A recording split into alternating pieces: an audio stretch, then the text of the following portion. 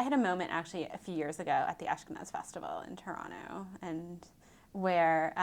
there was a roundtable discussion, I remember, about talking about, I think it was the future of Yiddish or the state of, I can't remember, but it had to deal with Yiddish, and that it's changed since then, but I remember that particular year at the festival, there was no Yiddish whatsoever. And sort of everyone came to this realization that without, you can have all these festivals and they're fantastic and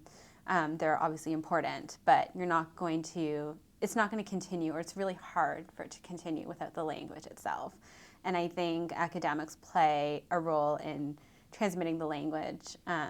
but also, and just because I think that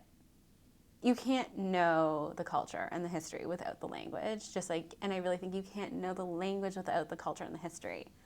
So if that is to continue, you do need people to